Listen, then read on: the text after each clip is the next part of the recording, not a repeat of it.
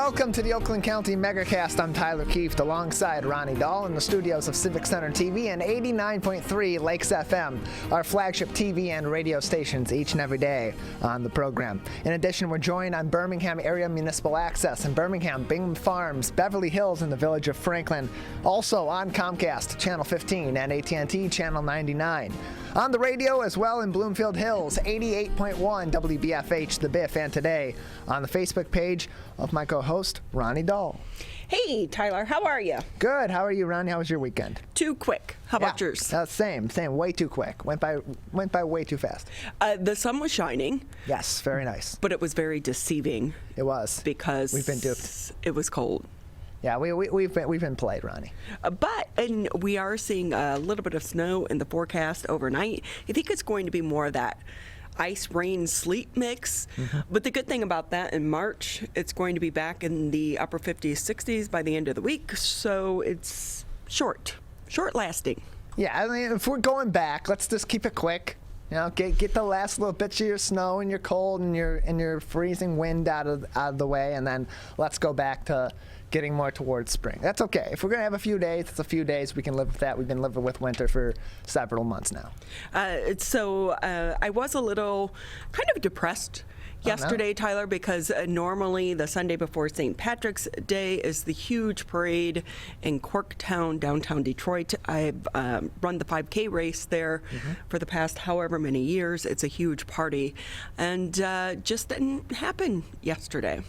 Yeah, another year of that. I remember you mentioning that was kind of the 1 year anniversary mark of all the pandemic stuff for you, and you were going to run that 5K down there in Corktown last year and weren't able to. And then this year was looking up for a little while there. Like, okay, maybe they're going to hold it. Things are starting to clear up a little bit, and then precautions still being taken. People will still partake in St. Patrick's Day in their own way, hopefully very safely in their own homes and in other ways, celebrating with people virtually. But some traditions still going to have to wait another year as we get out of this pandemic. Well, I do still plan to break out my tutu on Wednesday, even if I have to wear it around the house.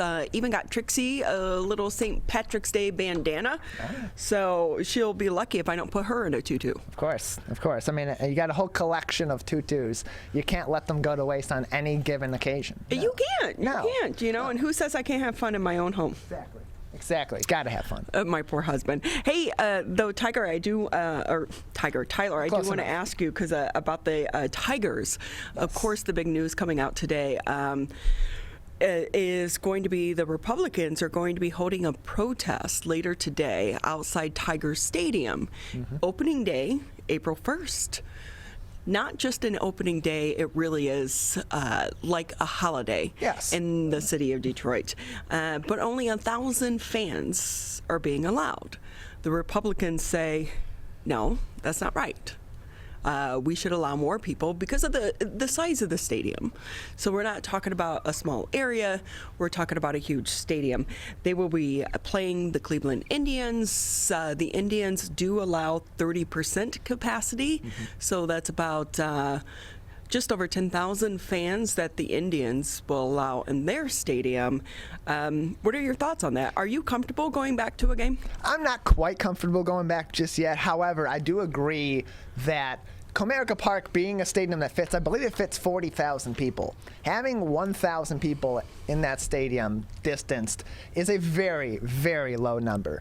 Having a 40,000 person stadium, you can have a much larger capacity than you could at a place like Little Caesars Arena down the street, where they're only allowing in, I believe, 750 people or something around that for Pistons and Red Wings games, which is also a pretty small number. You compare that to capacity limits in restaurants and in stores and in other public places, it's not quite matching. Now, plus, the Tiger Stadium is outdoors as well. And at the same time, it's an outdoor stadium. And yes, you have people that are being rowdy, that are screaming, that are yelling, that are cheering, but you have plenty of space to distance them out. So that number can be a lot further north than it currently is. I think that is way too small of a number. That's just basically staying in line with other regulations. And much like a lot of other things that have been in place for the safety of the public, it's not quite on an egalitarian level place to place. It's so broadly being enforced that these individual situations that maybe could be a little bit different, or definitely should be a little bit different, are not even being considered. So I will say, I think the one thing that's not going to be, getting the governor to change her mind on this. And we do say the governor because we know it's the health department, but we know the governor still runs the health department. That's pretty clear with Gordon. So with that, though, when you have the Republicans protesting, she's not going to cave in. No. Because now it's going to be political. So she's going to be like, but this could be the upside for the Tigers. You know that old saying, you don't realize what you miss until it's gone? Mm-hmm. Because the Tigers, let's just face it, they stink. Yeah, they're not good. In 2019, stands were pretty much empty. Yes, there were more than 1,000 people, but the stands were empty because they were so horrible. So now everyone wants to go to a Tigers game because they can't. So maybe it's going to lead to an increase in the sales of the tickets. Of course, you don't know if you'll get to go to the game, but still.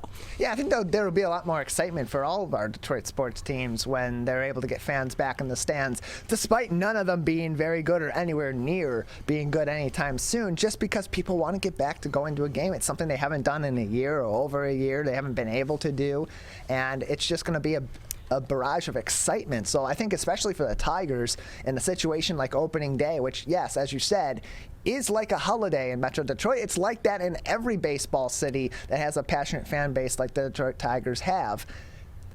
There's going to be a lot of clamoring to get in there, even though they're not going to see a very good team. They're probably not going to see very good baseball from the team that they're rooting for because it's so young, because it's still in the thick of a rebuild. But there's tons of excitement there, and I think that having that ability to get some of that revenue back into the city of Detroit, back into Comerica Park, is huge for the city, huge for the franchise and the local area. And I think that, like we have already said ad nauseum, 1,000 people simply isn't going to cut it, and there's a point where caution is too much caution, and I think that's being a little too cautious. You can distance more than 1,000 people in a 40,000 person stadium with standing room. So we were talking about, we brought up the issue previously. We know that some of the individuals with the University of Michigan recently held a protest because they were doing a virtual graduation.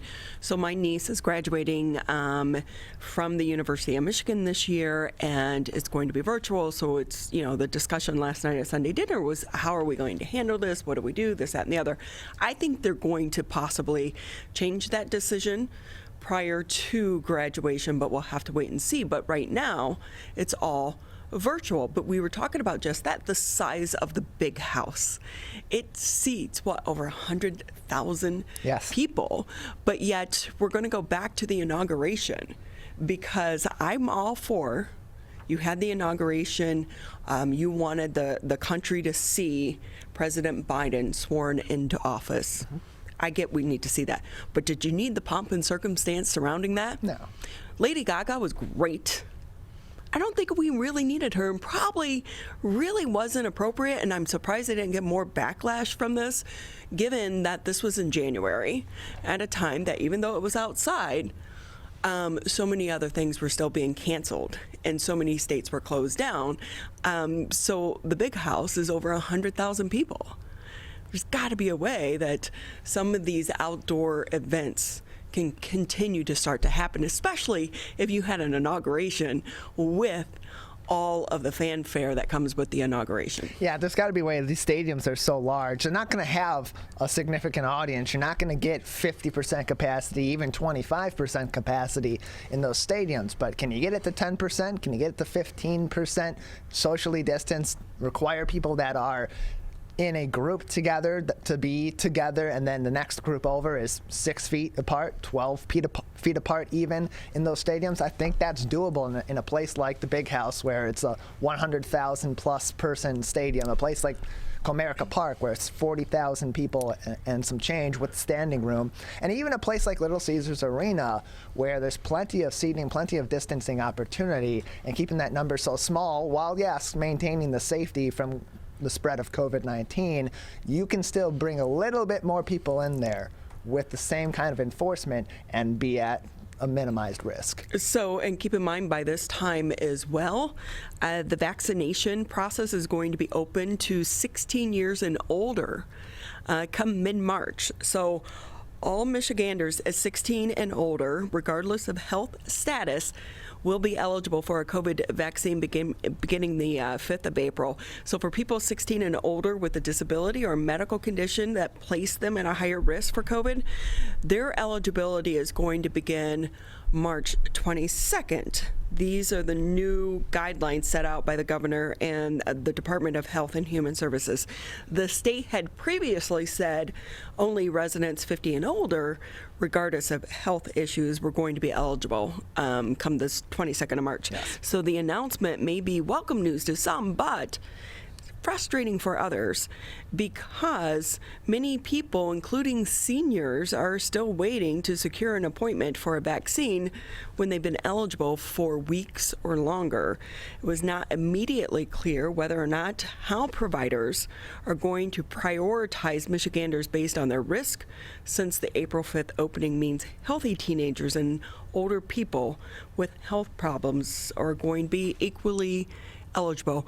This goes back kind of to the conversation that we had with Dr. Faust, the chief medical doctor for the Oakland County, and that some counties, this may make sense for certain counties, like in the UP, places like that.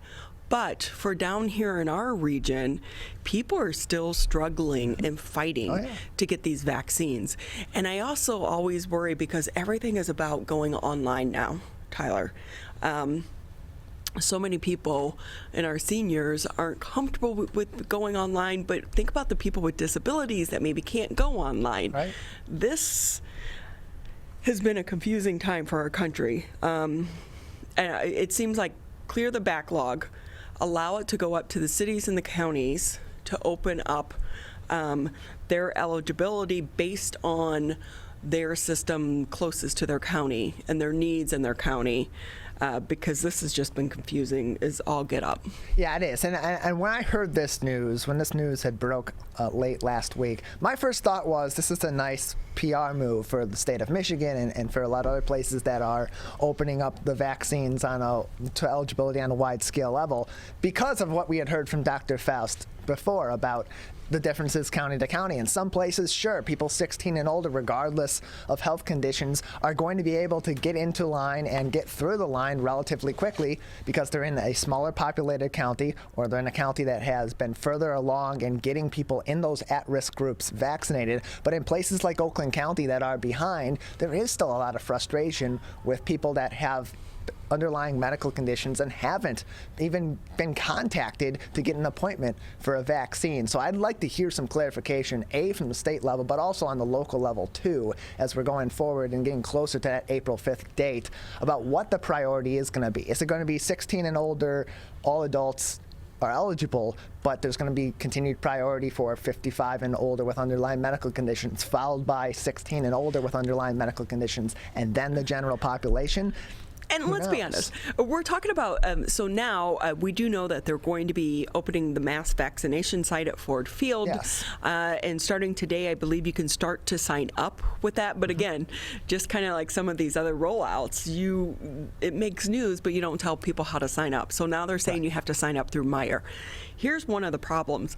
Why do I have to roll the dice and go to every possible site that I could think of, Meyer, all these other places, just to try to get the vaccine? It's so confusing. It's just been a mess. Yeah, we talk about the issues with people mostly having to sign up for these online or knowing the contact number of their county or of these other providers that can get them on a list and get them in line for a vaccine. You also have to feel for people that don't have access to the internet, that don't have regular access to a telephone. How do you even find exactly? It's not like our, the old days. You used to be able to call up. Hey, can you give me the number to so and so? They don't even print phone books any longer. No, they don't. And if you have access to a phone book, it's digital and online. So you either got to find a payphone, which good luck finding finding a payphone in 2021. I've only seen one payphone in the last 5 years, and it was on the campus of Oakland Community College in 2017. They actually have them in courthouses. Okay,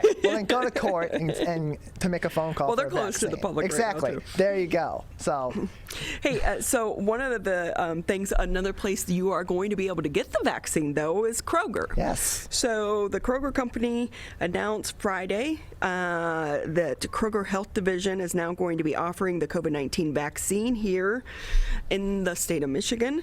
They received a limited supply of vaccines through the Federal Retail Pharmacy Partnership, according to a news release.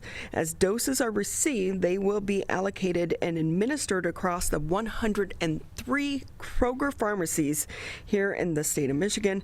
Individuals, though, must meet the current phase eligibility that is listed in order for them to make the appointment. So far, the Koerber company says that it has administered nearly 1 million vaccine doses across 25 states here in the United States. Again, with this is, let's just be honest, they're just going to make appointments. It's really up to us, members of the public, for it to be an honor system, so. Yeah, I mean, you want to get signed up. You want to get in and go through and get your vaccine as soon as you're able to get it, as soon as you can get an appointment and you get that call, whether it's from the county, whether it's from one of these other retailers like Koerber that can provide it. Get through the line and get out of all the other lines as quickly as possible. But that being said, there is a lot of confusion because there's so many places to sign up. You're not really sure when it's going to be you. The priority groups seem to be a little more fluid than they have been told to be, and that's probably because so much of it, because the vaccine's going through so many places and they're trying to contact so many people to confirm appointments and make sure that if you've gotten the first vaccine and you're going in for the second vaccine, that they have enough of each dose for each person that's getting one versus the other. There's so much that goes into one single shot of this at one single location. Maybe we need to make a spot on our website that has all of these places listed for people to try to help them out, because it is getting more and more confusing. And I will say one thing that I don't see the mainstream media asking is, what is the reliability of some of these vaccines that are being rolled out at the pharmacies and community centers and places such as that, because we know, one issue is the refrigeration. So what's happening behind the scenes and the logistics of all of this to make sure that the vaccine you're getting is stable. And it may be, also we know that Johnson & Johnson does not require that. The refrigeration that is of some of the other ones. So we'll see how that continues to develop. Some good news, and actually when we had the spokesperson on for the Michigan Department of Corrections last week, he hinted that this was coming down the pipeline. So you really kind of heard it first here on the Megacast. In-person visits are going to be resuming at Michigan prisons. So for the first and more than a year, Michigan prisoners will be able to receive visitors, although they'll have plexiglass shield between them, and that is going to be starting March 20th. The Michigan Department of Corrections on March 13th 2020 suspended in-person visits at its facilities because of the COVID-19 pandemic. So when visits resume, though, it's not going to be back to how the visits used to go.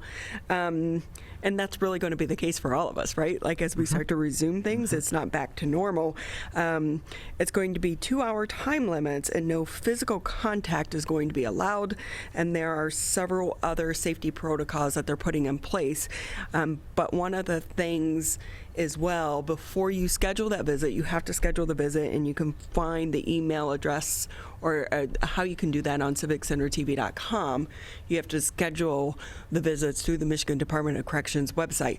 But keep in mind, if they have an outbreak at the prison and people have to go into quarantine, your visit may be canceled. So there are some rules and regulations around that, but it is a step in the right direction. Yeah, a step in the right direction, a welcome step in the right direction for a lot of these prisoners and their families who have been waiting to visit them in person. They have had virtual visitation over the last year, but as we talked with Chris Gouts about last week, it is still coming in. It still comes at a cost. It's a discounted cost from other places, maybe other prisons, maybe throughout the United States, but it still is costly for these families. It's still costly for these prisoners, and it's not the same as visiting people in person. We've seen videos already from nursing home patients that have began to have family visits for the first time in a year, and it's remarkable just the way that they are touched by seeing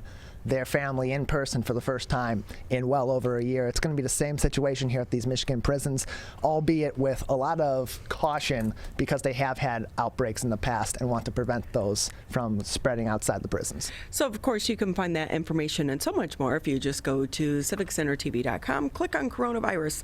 That's where we post the latest headlines, and then also at the top of the page, those direct links to resources that you may find helpful. We're going to take a quick break here on the show. And when we come back, we have a big lineup for you on this Monday. We'll be speaking with State Senator Rosemary Bayer here right after the break. We will also be speaking, the Belle Isle Conservancy will be with us here on the show at 10:20, and then we'll be talking comics in the 11 o'clock hour. And then our good friend Dave Lorenz will be visiting us. He, of course, always has the best information about travel across the state of Michigan. And then we'll round out the show with a conversation with the mayor from Grand Rapids. So we'll be visiting our friends on the western part of the state. This is the Oakland County Megacast. Hi, I'm Dr. Faust, the medical director for the Oakland County Health Division. The most important thing you can do to prevent the spread of illness is to wash your hands thoroughly and often. Follow these 6 easy steps every time you wash your hands. Step 1, turn on the sink and wet your hands with warm water. Step 2, apply soap to your hands and lather between your fingers, under your nails, and the front and back of your hands and wrists. Step 3, wash your hands by scrubbing them together for at least 20 seconds. Step 4, rinse your hands with warm, clean water. And step 5, dry your hands with a clean cloth towel, a paper towel, or hot air blow dryer. If you're using a cloth towel, make sure to change it often. For handheld faucets, turn off the water using a paper towel instead of your bare hand. Step 6, if you're using a paper towel, throw it away. Practice healthy habits like washing your hands after coughing or sneezing into them to keep you and others healthy. Go to oakgov.com/health or call Nurse on Call at 1-800-848-5533 to learn more. Welcome back to the Megacast. I'm Ronnie Dahl here in the studios alongside Mr. Tyler Keith Faust. A reminder, you can always catch us here in the studio Monday through Friday, 10 a.m. until noon. You can catch us today on my Journalist Facebook page. Other days, though, you can always check out Civic Center TV, Birmingham Area Municipal Access. You can also watch us on Channel 15 if you have Comcast, 99 on AT&T. But you can also listen to us on the radio, 89.3 Lakes FM, 88.1 FM, The Biff. As we continue to navigate the COVID-19 crisis, in which we are hopeful we are coming to an end. These have been challenging times for all of us, and including our elected leaders, because as the information changes, they are trying to navigate this world to make decisions based on what is best for us and their community. With us now on the show, let's bring in State Senator Rosemary Bayer. She is with the 12th District. Always great to have you. Thank you. I appreciate being invited. I'm glad to see both of you in one place. I know, but I will say it was kind of nice to get to work in my pajama bottoms. Yes, we're all appreciative. I'm wearing fuzzy slippers right now. Right. I will say, I keep telling everyone, I'm like, hey, if you're looking for a great gift for someone, Ugg slippers. They're expensive, but they are worth every penny. They are so awesome. So, but sneakers, I guess, will do. Great to have you with us. We always appreciate your time. So many things we want to talk to you about, but if we can just kind of start off with the push to get the schools back open by mid-March. Your thoughts on that? I have seen an awful lot of schools pushing themselves to get back open. So the challenge, of course, is to be ready. And that's a big part of our job, is to make sure that the districts have what they need to open safely. And we are, obviously the governor, the idea is to get back to normal. And a lot of people can't get back to work until their kids are back in school. There's always been a daycare shortage, and it's a complicated issue with daycare and families. We know how that goes. So getting kids back to school, as long as we can do it safely, is a big push on our economic situation, right? So we're very motivated to make it happen. That being said, the federal government has offered help in the form of money for school systems to be prepared to do the things they need to do. And the legislature is not doing their best to get all that money out to the schools.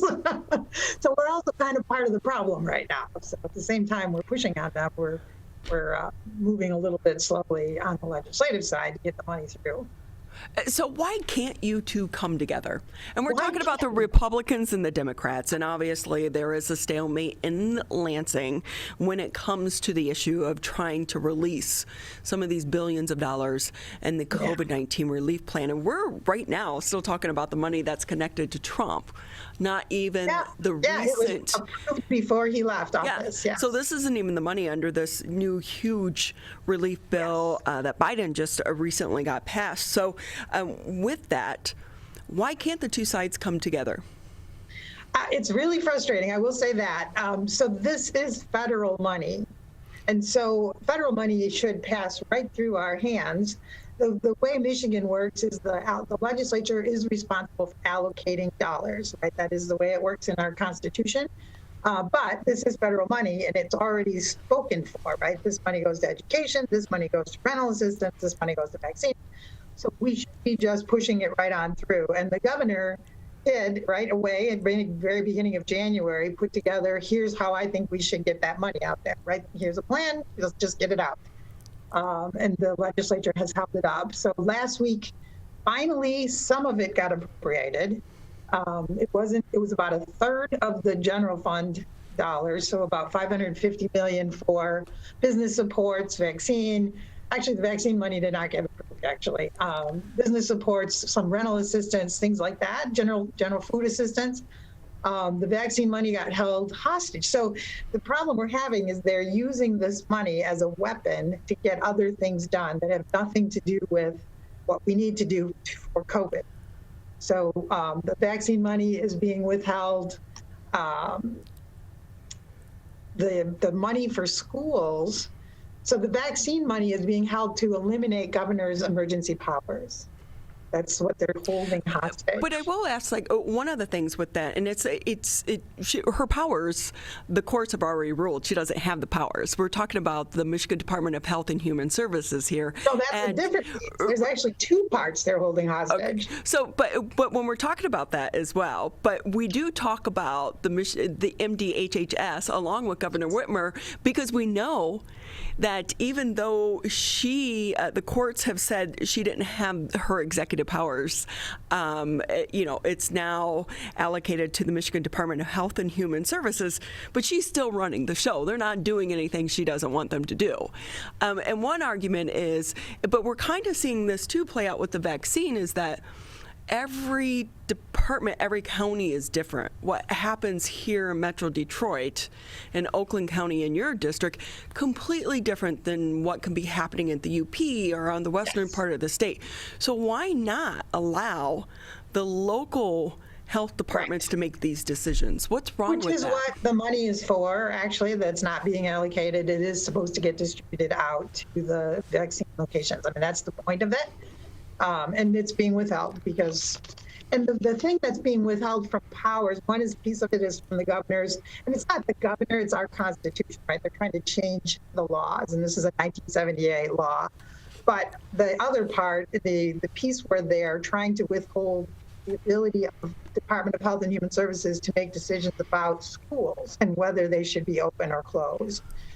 Just generally, again, giving the science and medical part of the administration no ability to have any decision-making having to do with all our kids, and instead turning it over to the school boards to make that decision. And but we I really know have kind of in a way, did that in a way in which she said, hey, we're going to allow you to reopen, but it's up to the school boards to decide.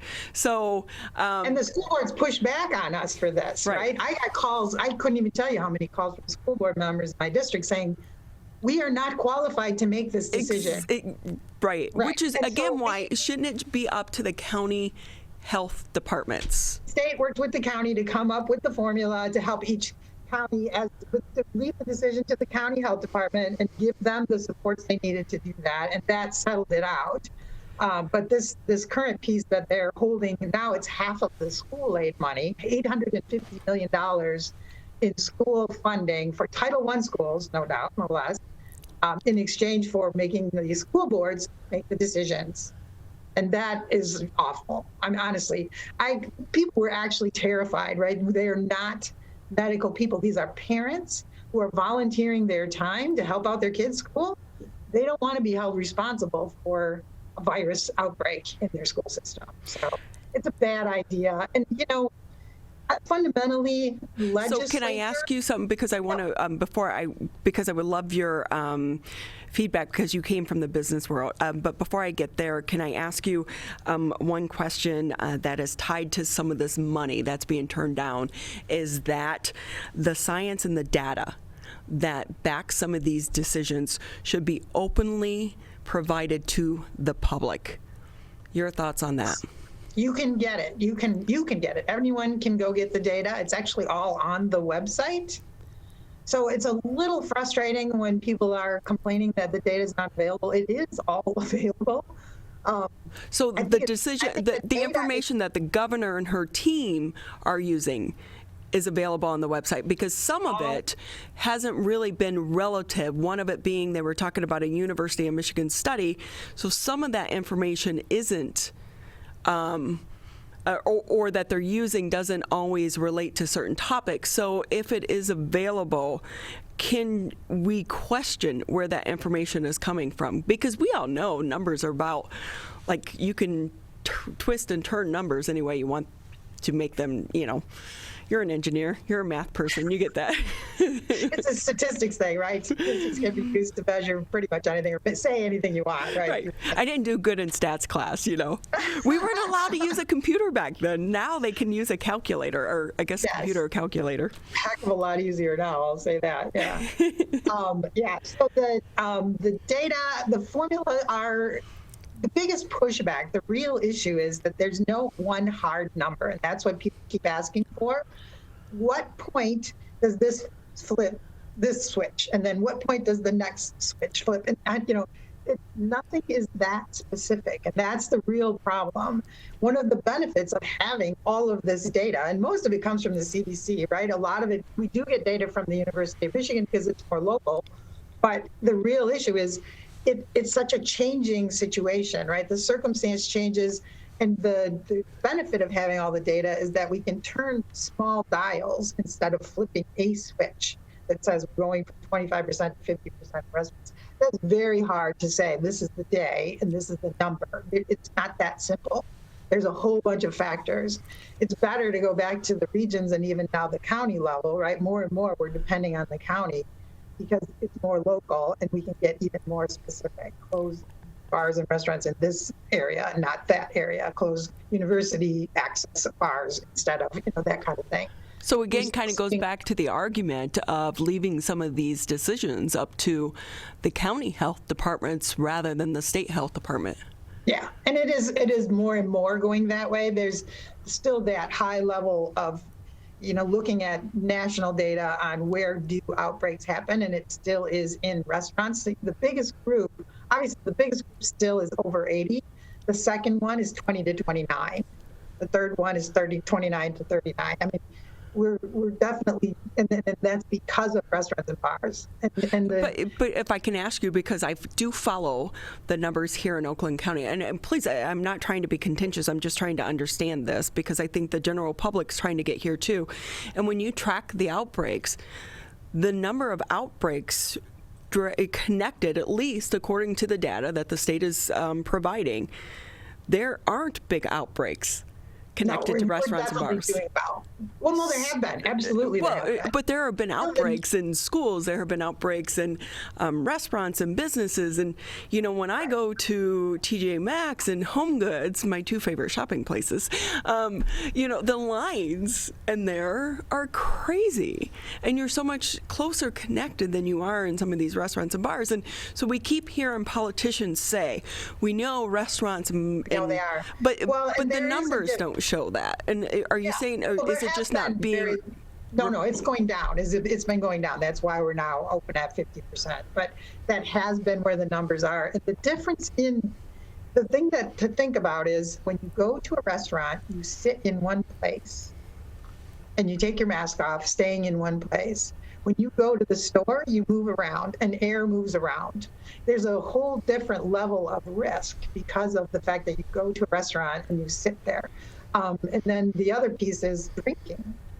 And so bars are way worse than restaurants because of the drinking when you just stop here. It's all there is. But that's why the rule of closing earlier, it's really about, about getting intoxicated, because that's when you really are high risk.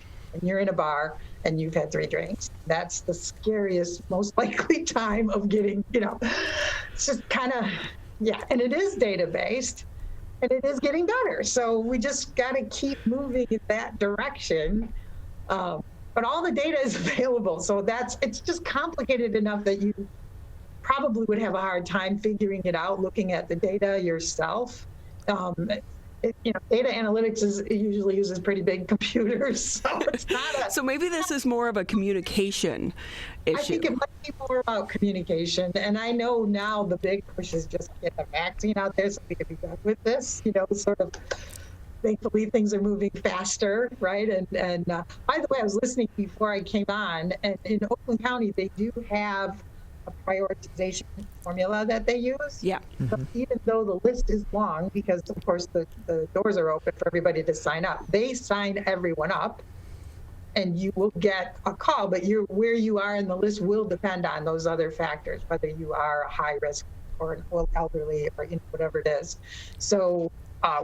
And I don't know about other counties. I just think that Oakland County is really doing a good job, and I'm glad you're giving out the number to call to get on that list, because a lot of seniors, as you said, don't use websites very well. They would rather make a phone call. Plus, then someone calls them back too. Yeah. Don't have to get mail or anything. And one thing with that too, we'd like to remind people that have put their name on that list, the Save Your Spot list here in Oakland County, if you are able to get the vaccine in some place other than through Oakland County, please take the time to go on and remove your name from the list, because that's less work for the employees over at the health department so that they can continue to help other people and get to other people a little bit quicker. That's a good reminder. And the other thing that happened too, vaccine-wise, was the nursing homes, because you were talking about the corrections. The nursing homes also have relaxed their visitation rules, and I got to say, it was just delightful to see my mom. When was that the first time you've been able to physically see her? Yeah, for ages. I mean, I go to her window. I'm one of the window watch visitors, so it's been cold. Right. Was it emotional? That long, What was your reunion like? It was for her. She's in a nurse. She's there for stability kind of thing. So it was happy to see me, and happy that we could just walk around outside, which we haven't been able to do. We went for a walk together, and just it was really, really nice. So just another sign of our improving situation. State Senator Rosemary Bayer with us here on the Megacast. She represents the 12th District, which of course includes portions of our area here, including my city of Koerber, and then alongside Pontiac and Sylvan Lake as well. But for some of these visitations, a lot of it is just peace of mind, right, for the loved ones, so that they can physically check to see that their loved ones are okay. It's, it's your mom. Hard to not love that. And, just talking with her, just delightful. And she's, I was thinking about moving, and I'm thinking, this is a pretty nice day. Nice place you're in here. She's, yeah, maybe I'll stay.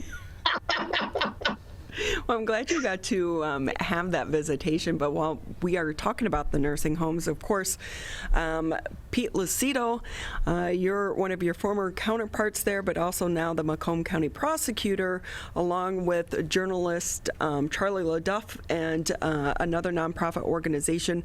They're looking at going after the governor because of the nursing home policy. And of course, Pete is on his own there, and he is looking for people and is possibly looking at criminal charges.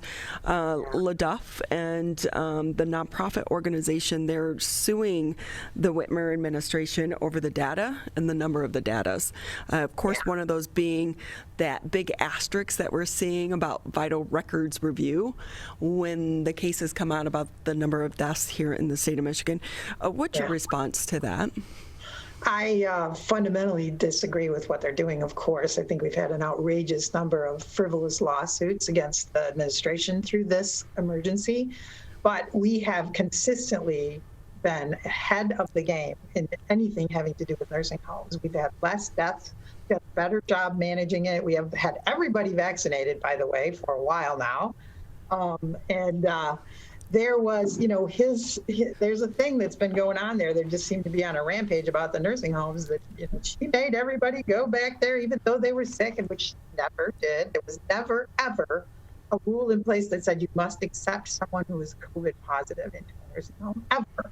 They had an option if they wanted to create a separate unit that was safe and passed this inspection and this kind of requirements if you wanted to house COVID people, but there was never a requirement to do that. And I lived through that because my mom tested COVID positive, and the place where she was did not have those facilities, and they had to ship her out.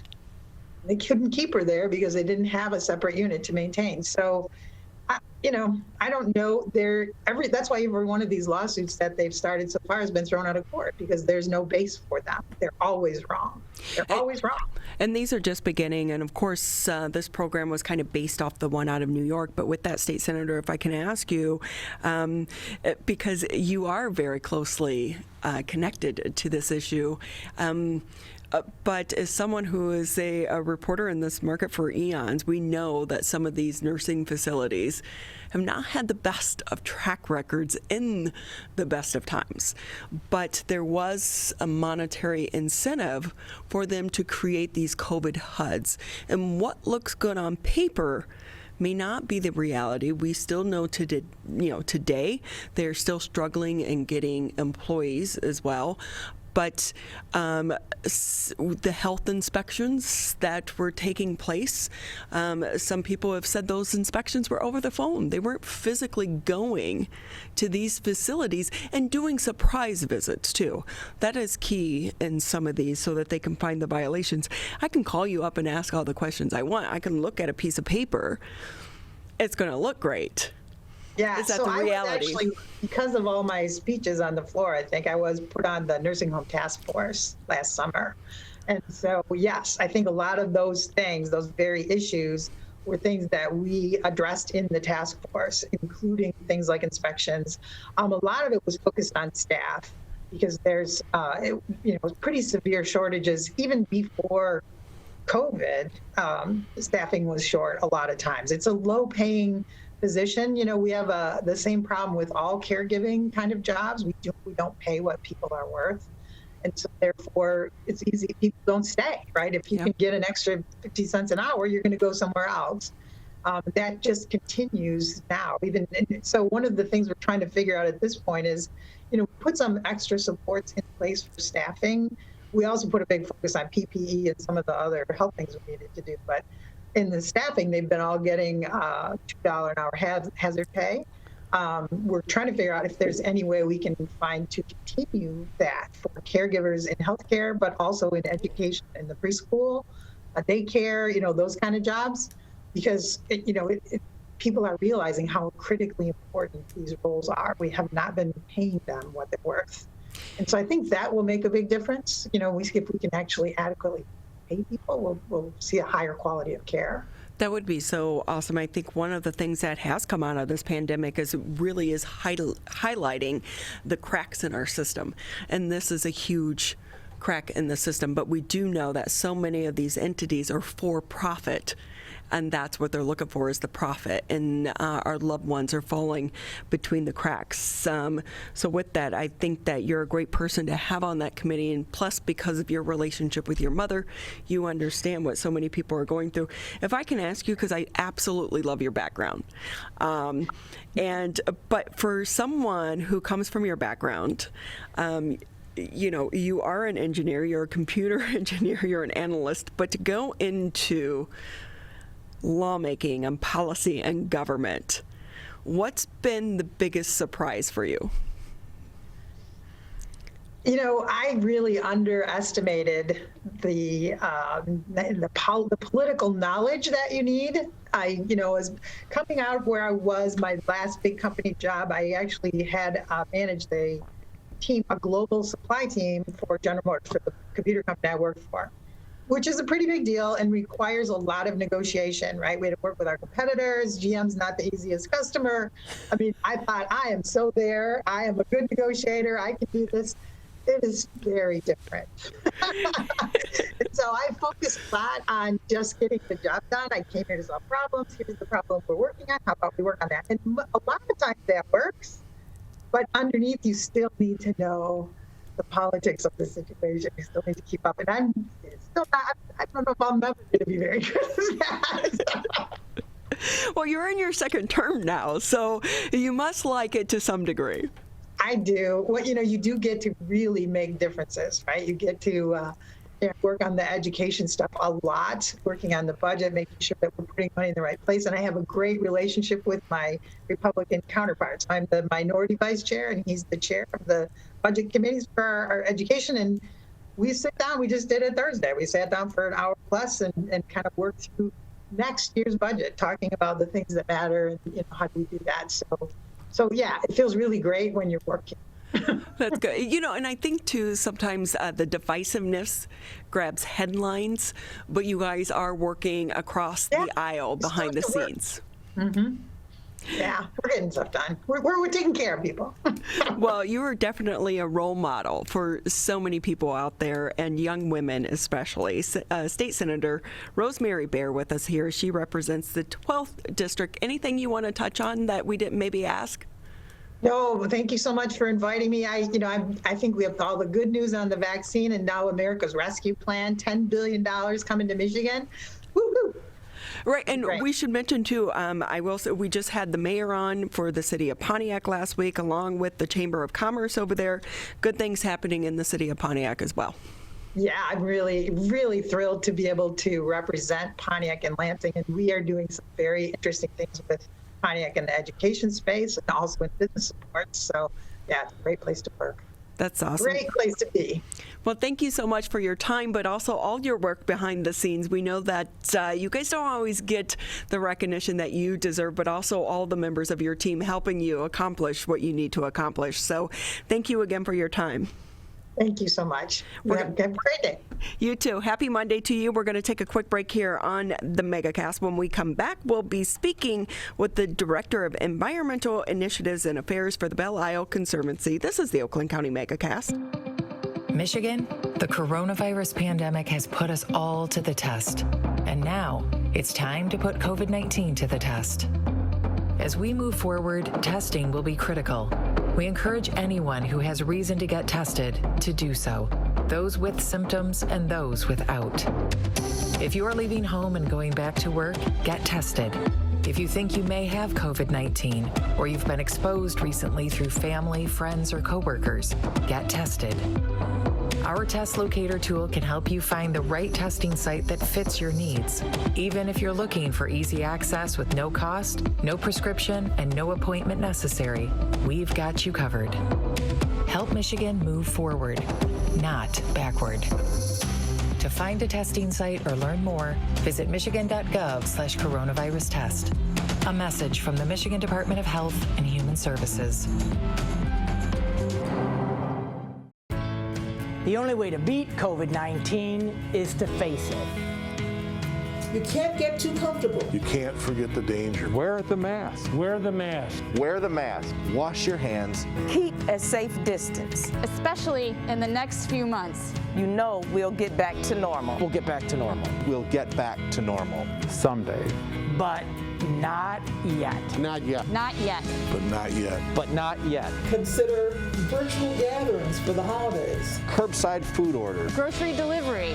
And shopping local. Shop local. And especially shopping local. Let's beat this virus. We can if we face it together. Together. Together. Together. Together. Together. Together. Together. Together. Together. Together.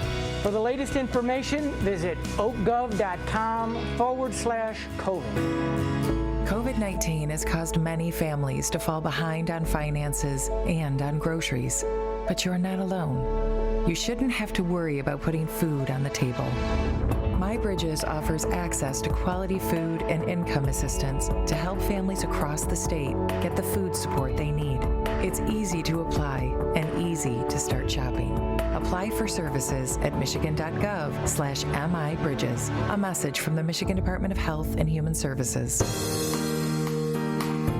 Hey, we want to say thank you so much for tuning in to the Monday edition of the Megacast. Hey, Tyler, I have a weird question for you. Oh, go for it. Do guys ever have bad hairdos? All the time. Like a bad hair day. Like a bad hair day, yeah. You know, there'll be days where I'll come in and I'll have a hat on because it's freezing cold outside, and then I'll have these stragglers in the back here. They'll just go out to the side. I'll put some product in there. I'll try to mat it down with some water, and it just will not cooperate, no matter what I do. So yeah, no, we have some bad days. I don't think it's as common, but it happens. It definitely happens, and it's annoying. My hair has been whacked today, and what it was is my sister has this new fancy Dyson hair thing. Okay. It's crazy. They're like $500. I'm like, who spends money on that to curl and dry your hair? So I went over to her hair for Sunday dinner with my hair wet, and then we didn't get around to doing my hair. So now my hair is all wacky, and I try to flat iron it, and then I try to curl it, and so you could see that's one thing about this studio with the lights. Oh, yeah. You can see all of our flyaways. Okay, of course, especially with the draping in the background being this dark. Oh boy. But I will tell you who is not having a bad hair day is our next guest. Genevieve Nowak joins us now. She's the Director of Environmental Initiatives and Affairs at Belle Isle Conservancy. Thank you for being with us. Hi, good morning. Thank you so much for having me. You're like, I didn't anticipate that for a lead-in, right? I did not. That would be the first. But you have great hair. Do you have thick hair? Thank you. I do. Thank you so much, though. Oh, see, we're jealous. I'm jealous. All us thin-haired people are jealous. But other than that, how was your weekend? It was fantastic. I actually spent it on Belle Isle in my personal time. Look at that.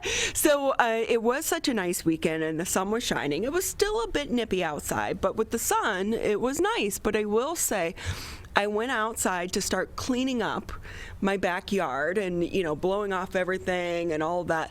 And I stopped myself because I read an article that said that you shouldn't clear away like the debris, like the leaves and the little piles and stuff until it's been so many days above 50 degrees because of the butterflies and everything else that is living underneath in these piles that we may consider debris, but we should hold off. I was surprised by that, but I did my due diligence. Absolutely, yes. That can absolutely be something for the environment to, for the animals and the insects to take part in. So with that though, give us so I know that you guys do so many cleanups. It's springtime. We're going to be focused on cleaning up. How do people help in the effort of Belle Isle? Because we will say it's a beautiful entity that we have in our backyards. It needs to be preserved. And it's not just for Detroit, it's for the entire region. Absolutely. Belle Isle is truly weaved into the tapestry of the life of Detroiters and so many in the state of Michigan and throughout the country. We have over 4 million visitors a year that come to the park, which can have environmental consequences. What we do through our environmental conservation programming, we launched Keep Belle Isle Beautiful back in 2017, which focuses on litter pollution. So Belle Isle is an island on international waters, the Detroit River, which we share with Canada, that is also on a peninsula, the state of Michigan. So we're surrounded by beautiful waterways. And with so many visitors, it just naturally creates an abundance of litter. Whether people dispose of it properly and perhaps windstorms occur, animals get in, or it's not disposed of properly. Litter can fly around until it hits a stopping point, which is our waterways, and then pollute our environment and our waterways. And it goes from our smaller waterways, the Detroit River, to the Great Lakes, to the world's oceans. So the work that we're doing through Keep Belle Isle Beautiful, we really see it as our due diligence, a part of the local efforts to reduce litter on Belle Isle, as well as the more global ocean conservation efforts to keep our waterways free of plastic pollution. So we host cleanups all season long that focus on picking up litter from the park and its waterways. We have kayakers that come out. We have a tremendous support from the kayak community, as well as simply our community and our families that come out and do work on foot. But we start in April with our annual Belle Isle Spring Cleanup, which has been in existence since the 1970s. It started out with a handful of people who lived in the neighborhood coming out to prepare the island for season. And it really is transformed in 2019, which was our last in-person event, of course. We had 1,500 people that came out that morning to remove litter pollution from the park and its waterways. So we are planning, again, as a part of a larger regional effort, we're planning that to take place on April 24th on Belle Isle, which is a part of the Detroit River Coalition, having a week-long Earth Week event. But going back to Belle Isle, so we start off with spring cleanup, and then we host cleanup throughout the entire season. On Saturdays, the third Saturday of every month, families, friends. Last year, we were truly enamored with the amount of support that we received, with people coming out for the first time after lockdown, meeting up with their friends, their family, and participating in this really safe, COVID-friendly outdoor event that allows for social distancing. So we really had some great support last season, and we're looking forward to what that's going to translate into again in 2021. So we host cleanups on the third Saturday of every month at the Belle Isle Aquarium, as well as the second Friday of every month at the Belle Isle Beach. And new this season, we're also launching a Belle Isle Kayak Club that will be taking place twice a month. The Kayak Club is, Belle Isle has really become known recently with so many of the kayakers because of the efforts out there. And it's just incredible as well, the views that you get. Genevieve, if I can ask you, because of last year, we had so many more people outside enjoying our parks and our recreation entities in the outdoors. What was last year like for Belle Isle? Last year, we were so pleased that we could provide an oasis for people to come to, that Belle Isle was a space that people could come and walk and recreate and meet up safely with everyone that they wanted to. But it also meant that there was a tremendous amount of litter. The litter was more than we've seen in the past that I can remember. I've been with the park for over half a decade doing this work, and the litter was quite outrageous. But also, with that said, there were some restrictions as far as state and state employees and what they were able to do due to executive order. So just a combination, a perfect storm of having so many more people coming out, as well as having executive orders that limited the time that we could be in the park doing some of the work that we normally do. Created a perfect storm of more litter and more environmental consequences. But something that we noticed, I was receiving quite a bit of emails and phone calls from people in the community saying they wanted to come out and host their own cleanup. A community group in West Village said, we love Belle Isle, it's our backyard. We want to come out and support the park and bring some of our neighbors and just host our own cleanup. And we noticed that people were really coming out and owning it. and doing a lot of the environmental work as a resident, as a park user, really as a community member. Genevieve Nowak with us here on the Megacast. She's the Director of Environmental Initiatives and Affairs over at Belle Isle Conservancy. I remember way back in the day when I used to work for Fox 2 and would have to do that early morning show. One of the biggest, like, if we were lucky enough to have a little bit of free time, we would go through Belle Isle. If you were to go through Belle Isle on a Monday morning after the weekend, it was so disappointing. The level of trash and litter that you saw left behind. So is there kind of a public service campaign that is also going on to educate people about litter? Absolutely. That is incorporated in Keep Belle Isle Beautiful, an education component where we really discuss the impact that litter has and how we as individuals can prevent it. Things that we can do to reduce our litter, to reduce our environmental footprint, choices we can make every day. So for example, instead of purchasing single-use plastic water bottles and bringing them to the park, we do various education campaigns about using reusable water bottles, and even where we're giving them away to the community. So come out, participate in a cleanup, and you'll get this great reusable water bottle so that you can reduce the amount of plastic pollution that you're bringing out in nature with you.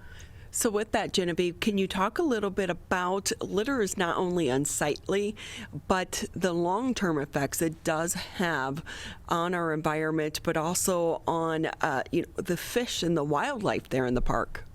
Absolutely. So anything, like I mentioned earlier, litter blows around until it reaches a point where it stops, which often, especially for an island, is the water. So anything that you see maybe on land or that has made its way outside of the trash can where it might have originally been put, it blows until it hits the Detroit River.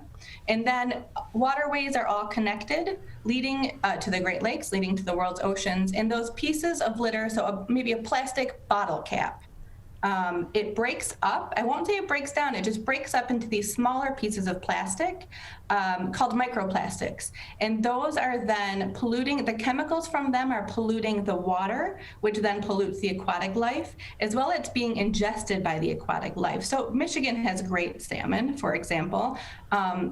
So the salmon is then ingesting these microplastics, which is getting stored in their tissues.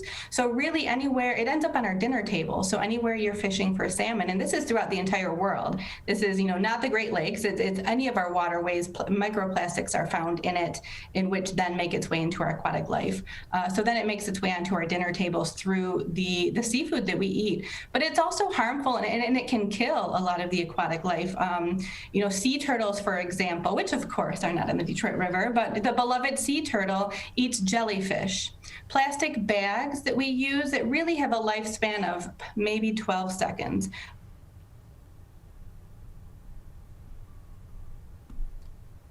And it's lasting forever. So we don't use it that long, but it ends up in our waterways. It looks like jellyfish. So oftentimes sea turtles are then eating it, and it's really impacting them and killing them.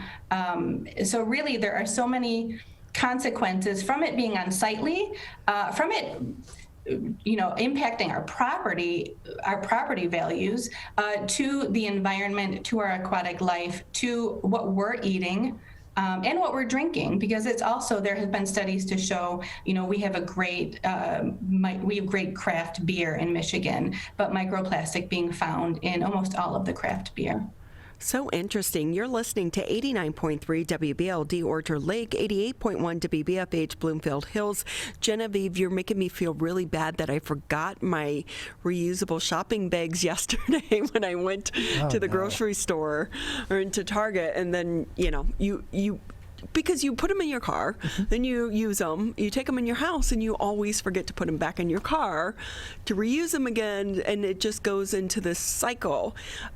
So with that, what are just a couple quick tips that you have for the public if they can't come out to a cleanup that they can do to help the environment? Because it all adds up.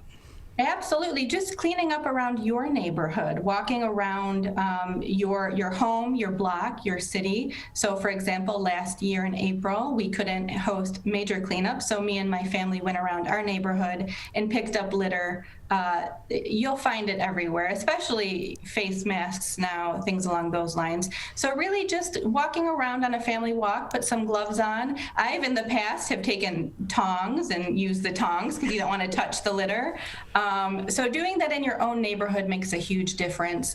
Also everyday choices. So for example, with the reusable bags, because that definitely was a challenge I was having, was leaving them at home or in my car. So I started buying those nets that are, little net bags that stretch pretty good. I keep them in my purse because they compact really nicely. So they're in my purse, and when I get to the grocery store, I just have it with me, ready to use and go, and then I put it back in my purse. So I try to keep things on me to be able to reduce my footprint, because for me personally, I'm with you. I will forget things in my car, I'll forget things at home, so I just try to eliminate that by keeping it on my person. Also, other small choices, such as eliminating whatever single-use plastic you can. If we're not purchasing it, then it won't be created as often. So perhaps eliminating single-use plastic water bottles, straws, for example. I always have some metal straws in my home. And just the places we can eliminate single-use plastic makes a huge difference. Now I feel really bad. Tyler over there has his reusable cup. And when I was working from home, I always had one. And now I'm like in the habit of stopping and getting a bottle because my cups aren't big enough here, And so now I'm like sitting here just kind of pushing my water bottle over to the side, like, don't look. Genevieve, it's been great having you on with us. Again, real quickly, how can people sign up for one of your cleanups? Going on Earth Week, the Detroit River Coalition, which is a binational coalition of river-facing organizations in the U.S. and Canada. It's from Belle Isle through downriver and in Windsor. On our website, the DetroitRiverCoalition.org, there is a flyer that talks about 3 types of programming taking place that week. We have virtual Earth Week programming for anyone who doesn't want to come out and would rather participate online. We have passive programming, anyone who doesn't want to come to a structured cleanup but really wants to participate. So that is going to take place the entire week, April 17th to 24th, along the Iron Bell Trail, Belle Isle through Lake Erie Metro Park, in which people can meet up on their own, clean up along the Iron Bell Trail, walk, talk, and at the end they can enter to win a Shinola bike for participating. And then on April 24th is the active programming, in which Belle Isle, as well as several other Detroit River-based organizations, are going to be hosting a cleanup on April 24th. Everything can be located at the DetroitRiverCoalition.org, as well as the Belle Isle Conservancy.org. Well, thank you so much for being us, and happy post-Detroit 313 Day.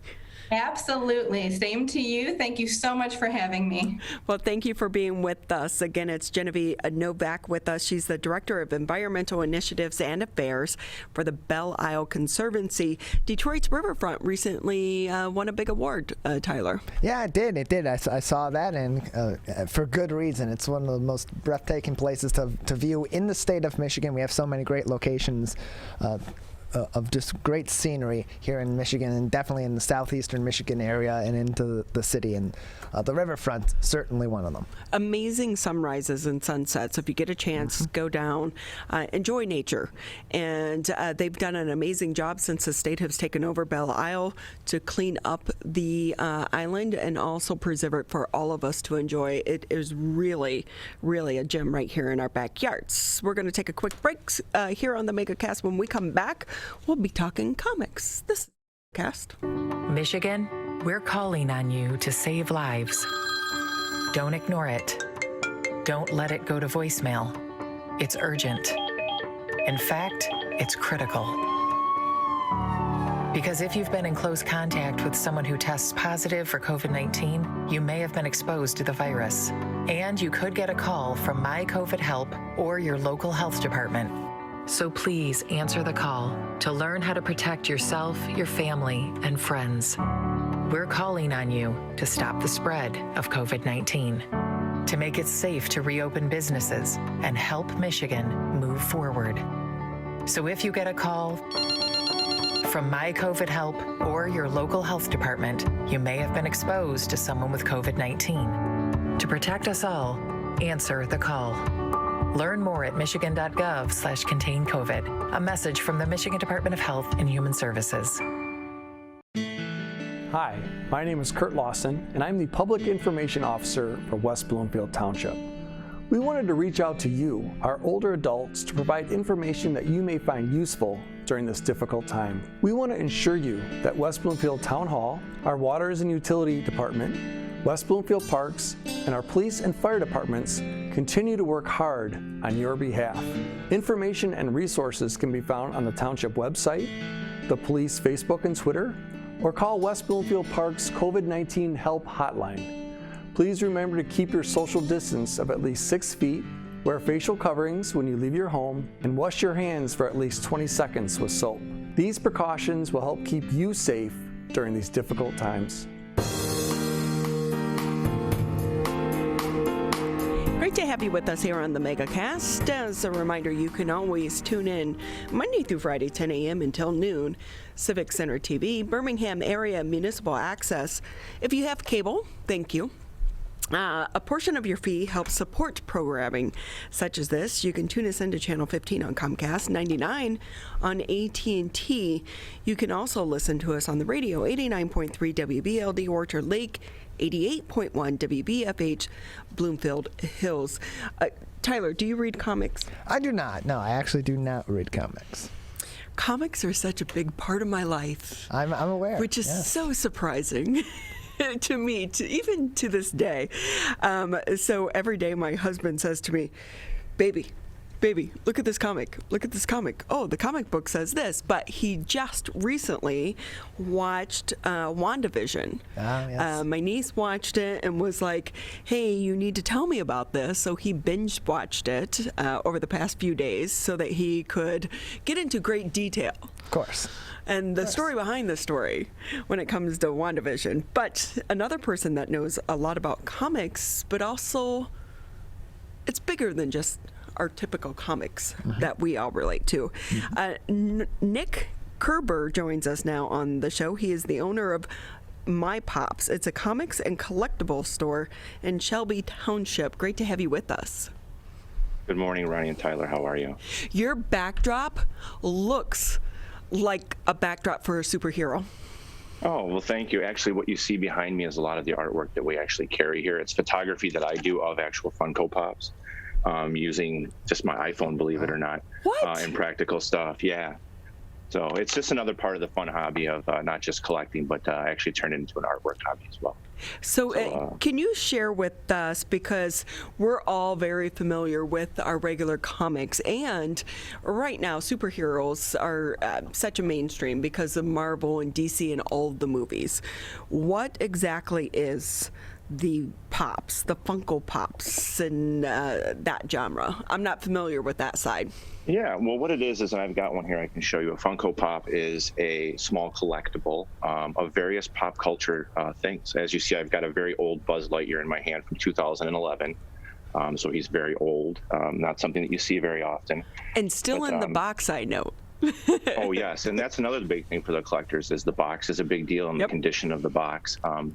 So it's just a lot of pop culture, different things. Like this is Sophia from Golden Girls. I mean, everything that you can think of, from the superheroes that you've spoken of, to Disney characters, to rock stars, to television shows, past, present, and future. They have it for everything.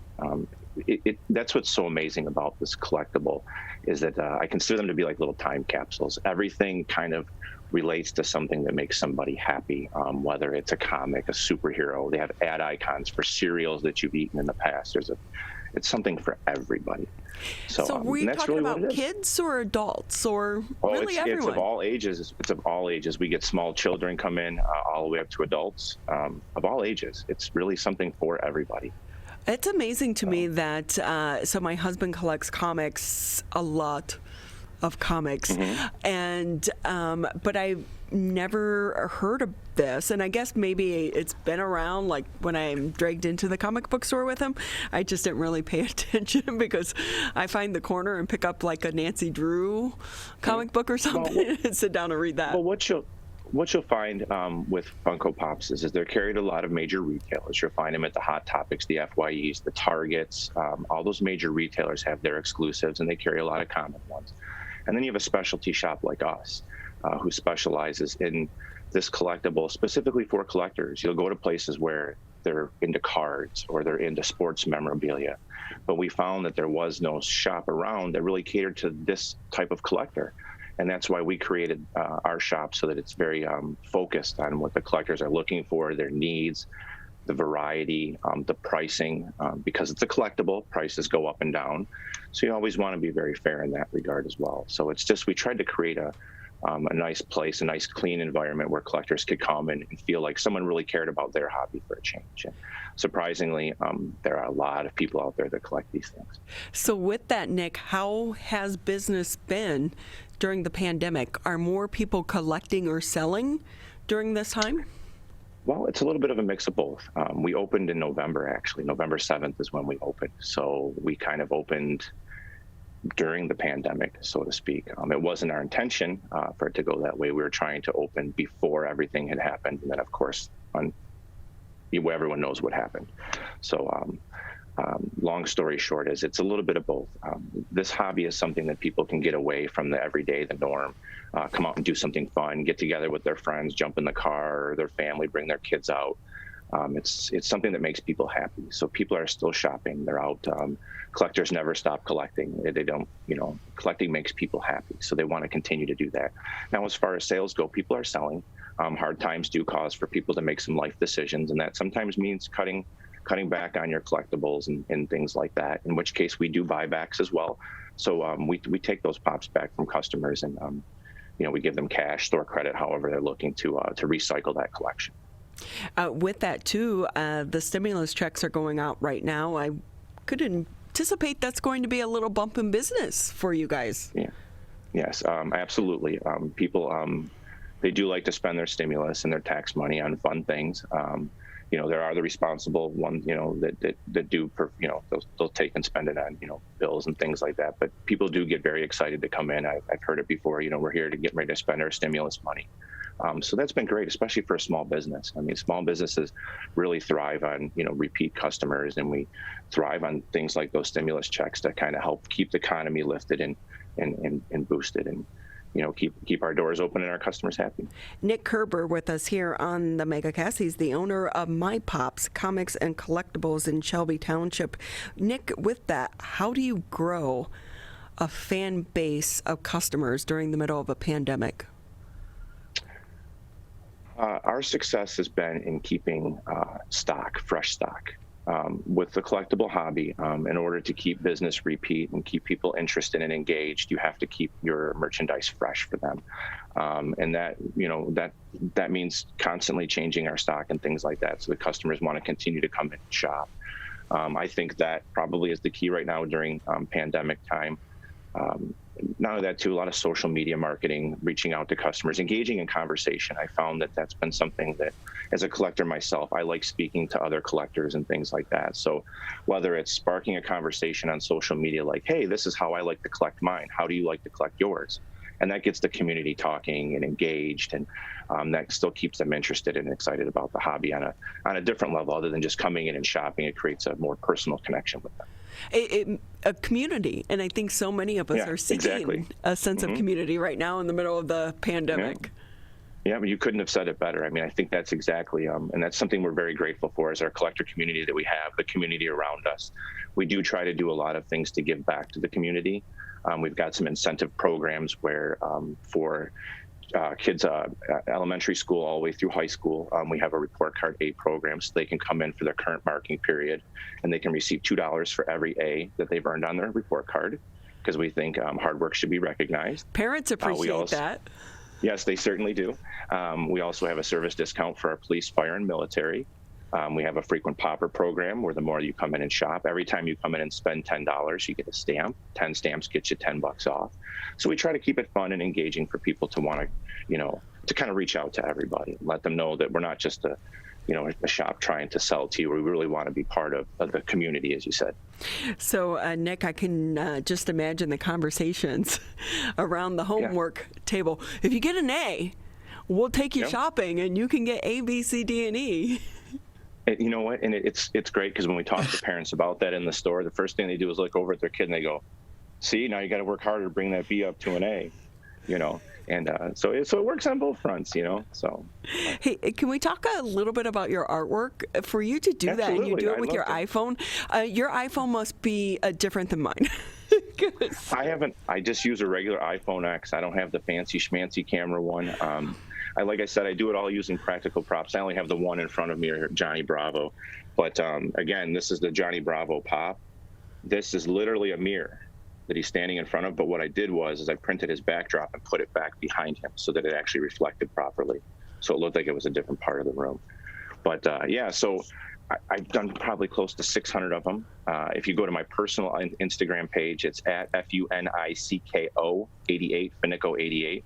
You can see them all there. We custom order them for customers. I've even done some commissioned work. Customers will bring pops in and they'll say, "Hey, can you do this for me? I love this." We just shared on our Facebook and Instagram page, a customer of ours just welcomed a baby boy into their family.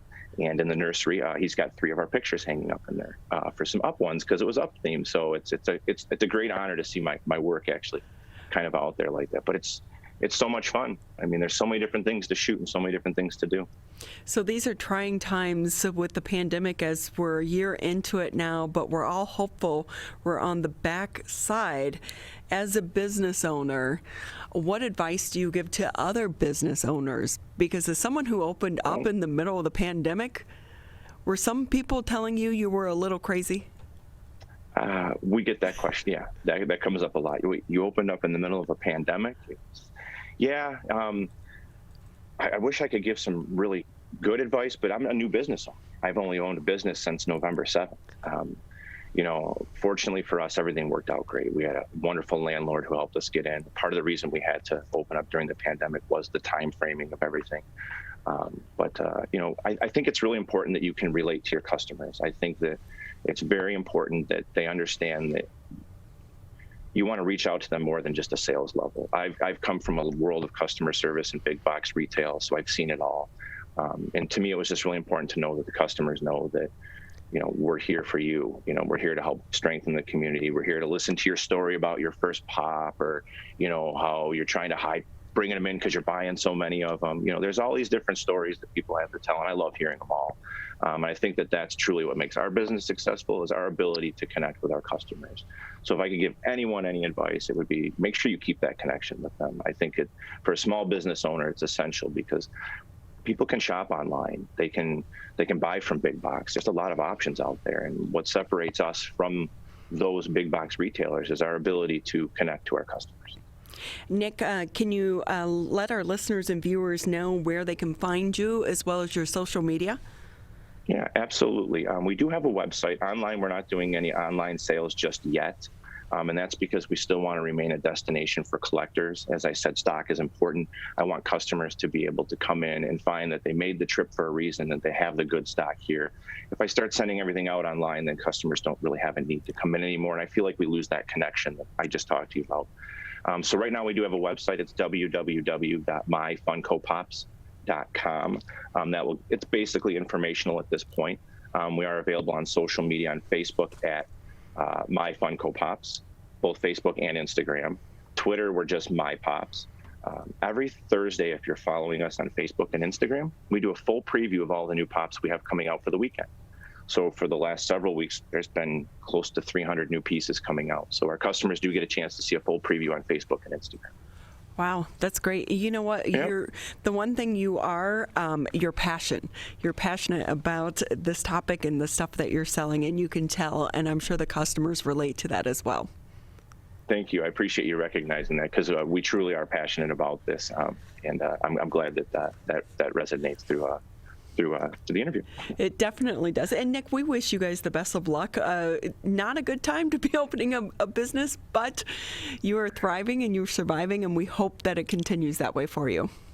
Thank you. I appreciate that. And we're doing it safely. We don't have any issues with customers and masks. Everyone's wearing it. We're keeping a very safe, clean environment for everyone. And we're very thankful and grateful for all the business we've had during, obviously, you mentioned a strange time. So thank you very much for having me. You know what? We need these success stories, Tyler, every once in a while to help us keep going as well, because we can get so bogged down in this heaviness and the feeling of COVID-19. So to have a business that took the risk, opened in the middle of the pandemic, but now they're doing great things. So please, if you're into this, Nick Koerber with us. He is the owner of MiPops in Shelby Township.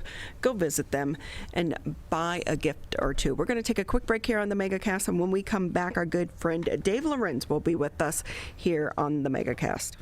This may seem uncomfortable, but so is being hooked to an IV, sleeping in a hospital bed,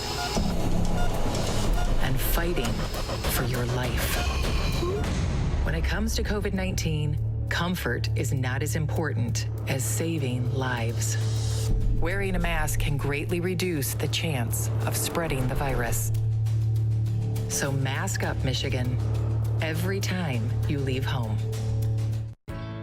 The only way to beat COVID-19 is to face it. You can't get too comfortable. You can't forget the danger. Wear the mask. Wear the mask. Wear the mask. Wash your hands. Keep a safe distance. Especially in the next few months. You know we'll get back to normal. We'll get back to normal. We'll get back to normal. Someday. But not yet. Not yet. Not yet. But not yet. But not yet. Consider virtual gatherings for the holidays. Curbside food orders. Grocery delivery. And shopping local. Shop local. And especially shopping local. Let's beat this virus. We can if we face it together. Together. Together. Together. Together. Together. Together. Together. Together. Together. Together. For the latest information, visit oakgov.com/COVID. We want to say thank you for taking time out of your Monday to be with us here on the Megacast. Tyler, I was going to wear green every day this week until St. Patrick's Day, and then I was like, no, I'll just wait until St. Patrick's Day itself. Any particular reason why you aborted the mission of green every day until St. Patrick's Day? Maybe? Well, I think I just need to go all out on one day. Okay, that's all right. It's one of my favorite holidays, of course. My mom is part Irish, so but we're all Irish. Sure. On St. Patrick's Day, but of course normally so many of us would be traveling and taking part in festivities which just really aren't happening this year, maybe next year. But there are so many other things going on across the state. Spring break is happening right now. Instead of taking off and going to Florida, stay right here in our fine state of Michigan. With us now, Dave Lorenz, our good friend. He's the Vice President for Travel Michigan and the Michigan Economic Development Corporation. Great to always have you with us. How are you? Hey, good morning. Good to hear you and see you. I love your new studio. Thank you. Yeah, they did a really good job of redeveloping the studio to make it much, much bigger to allow for us to be socially distanced. Although, Dave, I will say I kind of miss working in my pajamas and slippers. I don't miss it at all. So I have. I've skipped up to jeans now, so I'm at that blue jeans level. Getting there. Anybody who knows me, that's still quite a thing, because I'm usually wearing a suit and tie when I'm not out there doing things. But I'm looking forward to being out there again today. And here's the good news: those vaccines are getting out there. People are feeling much more comfortable about traveling. But people aren't comfortable about traveling too far away. So this spring break, it will not be unusual for you to bring your kids to a place right here in Michigan where they can enjoy one of the many things that they can do at this kind of transitional time of year. I have seen some absolutely incredible pictures on Facebook of the blue ice up along Mackinac, but also some of the waterfalls and the ice caves. But down here in our region, of course, it's much warmer and the ice is melting. What do things look like still up in the UP?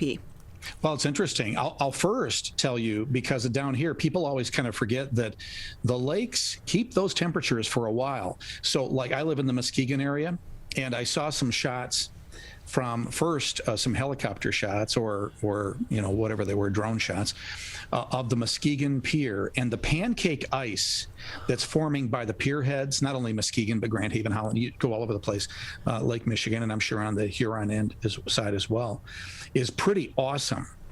So I do recommend that people still check out our lake shores for the very unusual ice formations that are still there to see, because you see something really unusual. But in the UP, they're making that very, very kind of fast transition from winter to spring. I remember a year ago, just before COVID was officially on us, this last Friday it would have been, I was driving back from the Upper Peninsula, where it was still very much winter. And I stopped along US 2, which is on that northern side of Lake Michigan. Had to take a picture of the awesome beauty of the ice and the snow and Lake Michigan from up there. And then I made it all the way home. On the phone, I had gotten a call from my office saying next Monday we're going to shut everything down. So I was just so saddened to hear that. But I had to stop near my home in the Grand Haven, Muskegon area for a picture there. And then I posted both that very winter-like picture and that very spring-like picture as a reminder that seasons come and go, but we will be back to whatever season you really love. And I guess as a metaphor that, hey, we're going to get through this very difficult time. So I can tell you then the UP, there's still plenty of snow here and there. The far west, they're still skiing and loving it. In the Keweenaw, they are as well. Snowmobiling is starting to really slow down because the UP's hundreds of miles of connected trails, they're starting to get places where you can't really stay on that really nice that nice snow. So it's just transitioning. So with that, Dave, what was the season like for so many of the businesses in the UP and on the western part of the state? Did they see more visitors this year? Certainly they did in the summertime and in the fall. Winter is always about weather, and the winter weather came late to the UP this year. We all saw a big rebound of travel when we were allowed to travel in the summer and in the fall. Fall became the new summer, as we kind of expected it would in many places around Michigan. The Upper Peninsula, they still had a lot of people traveling in the fall, but there wasn't a lot of snow early on, and that really caused some real concern. So when they finally did get snow, snowmobilers went up. I mean, I drove up to, let's say, Treetops Resort at the beginning of this month. That first week, I think it was, and there were tons of snowmobile trailers going up. So it did eventually rebound. Too early to tell how they're doing as compared to previous years. I'm sensing it probably was a little bit slower than normal, and it was all kind of weather. Yeah, because we had an amazing summer here in Michigan, which also, made people a little bit more comfortable to stay home and stay in our backyards because it was so nice out. But yeah, it was like February before we really started getting heavy snow, so that you could get out and enjoy those winter sports. But with that, Dave, I have to ask you, because we do have so many states that are neighboring us, such as Ohio and Indiana. But also right now, of course, it's spring break season, and if I see one more person post a picture from Florida, it's warm. Yeah. Well, we get it. It's frustrating to me, but I will tell you, I was just in Tampa last, Wednesday and Thursday for my first business conference in a year. Wow. And in this person. This was the board of directors for the U.S. Travel Association. We really wanted to go ahead with a real in-person meeting, if for no other reason, just to demonstrate that it can be done safely, and it was. And I have to admit, I saw way too many people from Michigan. I wherever I go, I try to run early in the morning, and I'd never been to Tampa before. They have a very nice riverfront. Oh, it's great riverfront, and a nice trail. So I ran around that trail, and I just by chance talked to two Michiganders wearing Michigan shirts. So I stopped and said, are you from Michigan? Why are you here? So the fact is, Florida is open for business, and that frustrates me that we're not. So I'm pleading with people, please, keep on playing your role to wear those masks when we're inside and even outside in public places when there are a lot of people around, and all those other safety protocols, keeping your hands clean, staying home when you're sick, distancing whenever possible, because that, along with these vaccines that are getting out like quick now, that will get us through. And I believe by May, we're going to feel like things are back to normal. We're going to still need to take these safety protocols to some degree. So, really pay attention to that. But I think the pent-up demand is going to be just like last year. People will want to get out. They will be able to get out.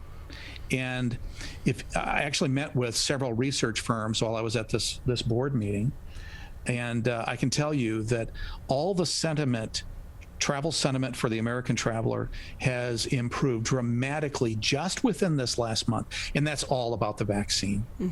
Vaccines are getting out there. People are hearing it. People are knowing it. And frankly, the media has transitioned from this very negative approach, primarily about politics and about the politics of health, into a much more positive approach.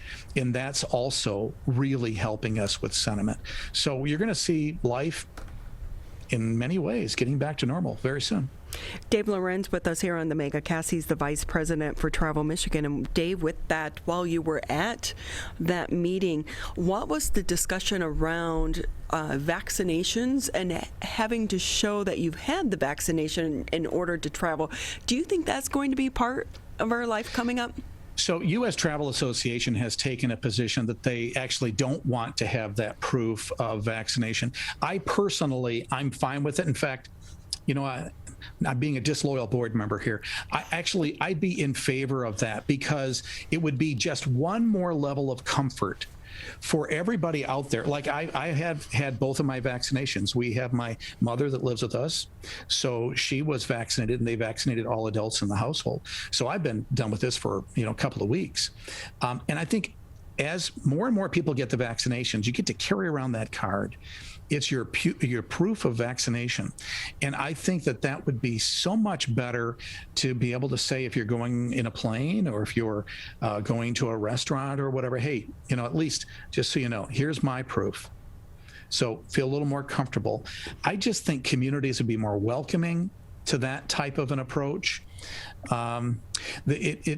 It could be a bit discriminatory, because there are still many people who just for whatever reason don't want to get the vaccination, political, health, religious, whatever it is, and so that could cause some other challenges there.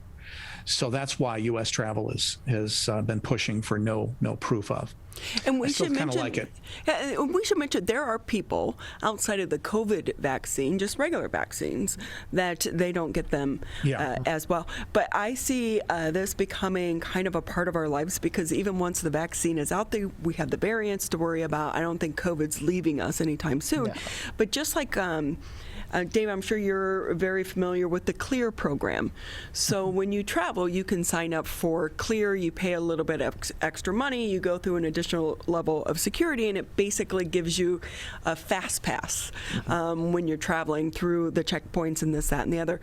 And I see that because it's on your phone and you just scan it. I think that's what we're going to get to. Yeah, I think you're right. I think it will be something like that. Hey, I have to put a little pitch in for Delta Airlines, by the way. It was my first time I've flown, in all this time on Delta, and I was so very impressed with everything. So if you are not being loyal to your state of Michigan and you're going to be traveling to Florida or somewhere else, just make sure that you're using protocols properly when you go to the airport too. Same thing, all these protocols we talked about, get there earlier than normal. Realize that, like on Delta, they didn't serve coffee, and I had a very early flight.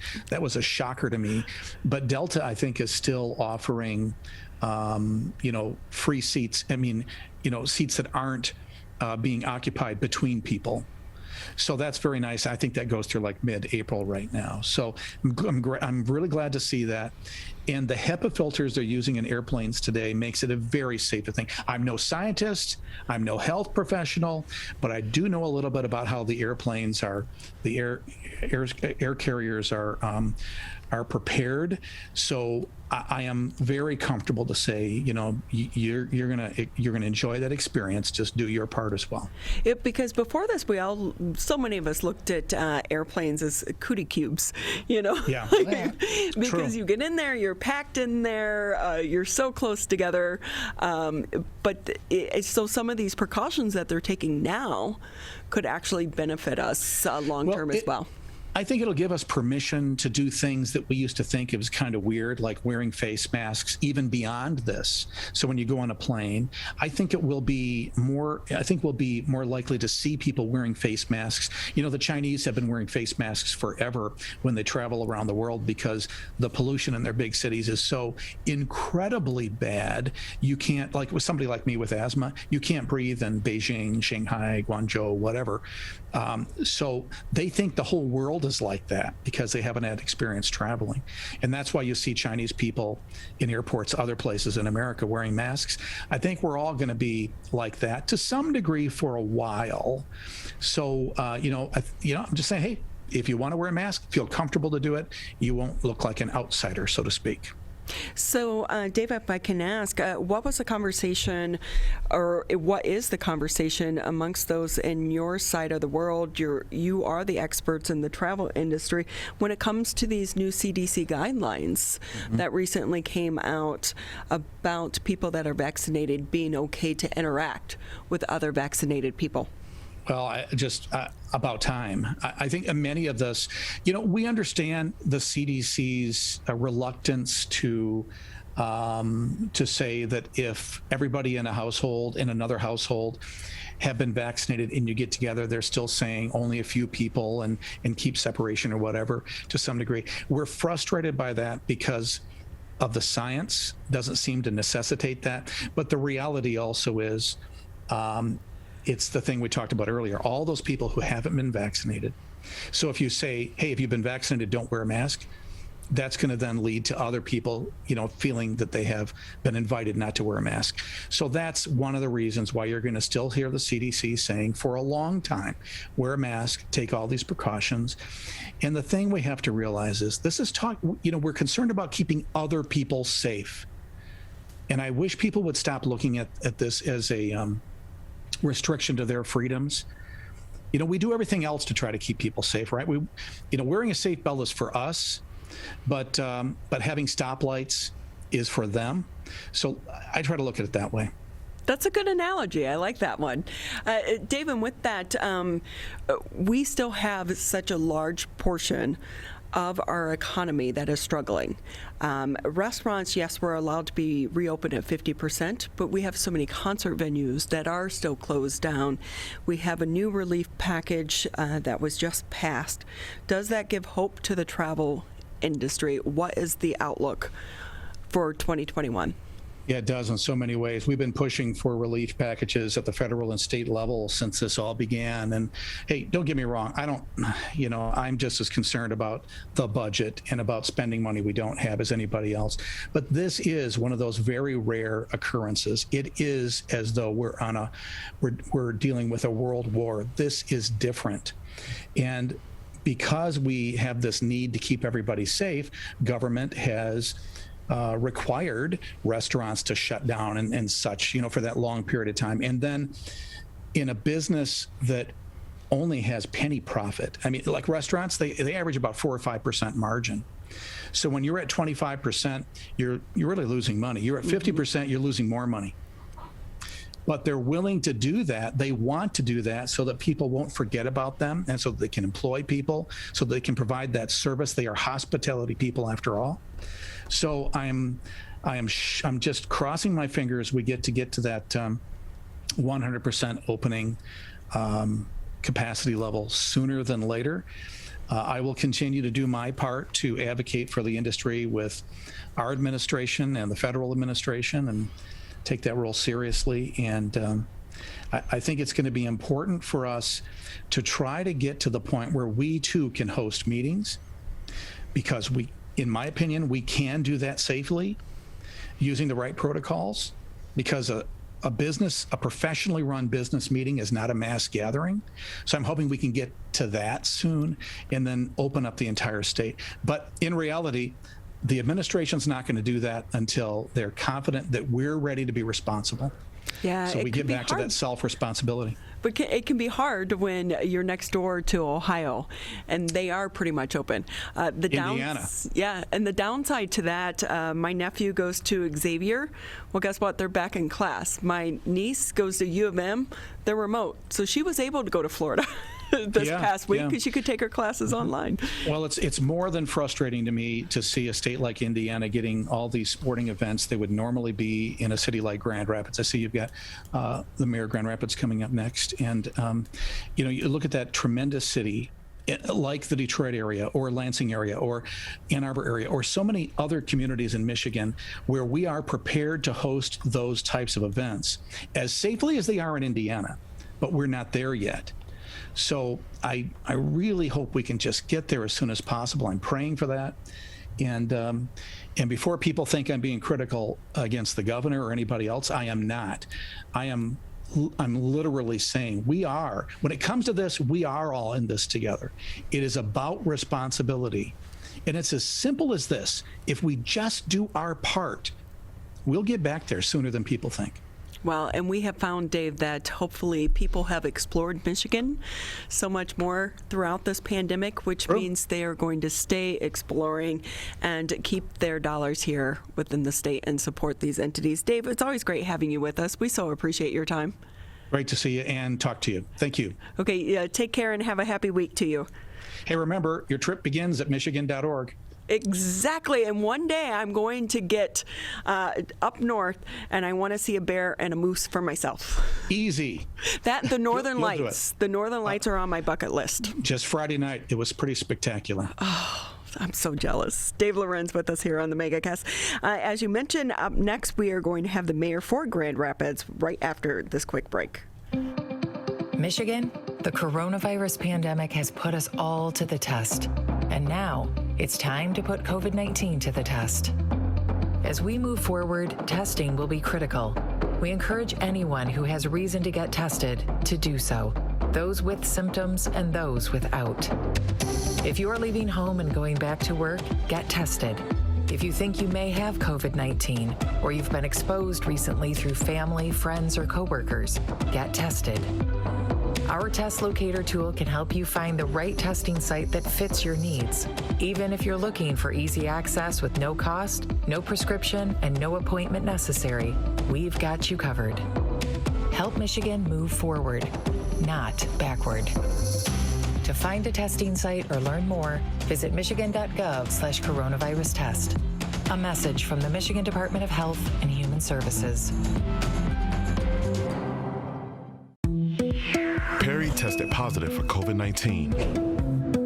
Emma was exposed to a friend who's positive. Willa's waiting on test results. After any contact with COVID-19, or if you test positive, stay home for at least 10 days. If you live with others, keep your distance and wear a mask. Help Michigan contain COVID-19. Visit michigan.gov/contain-COVID.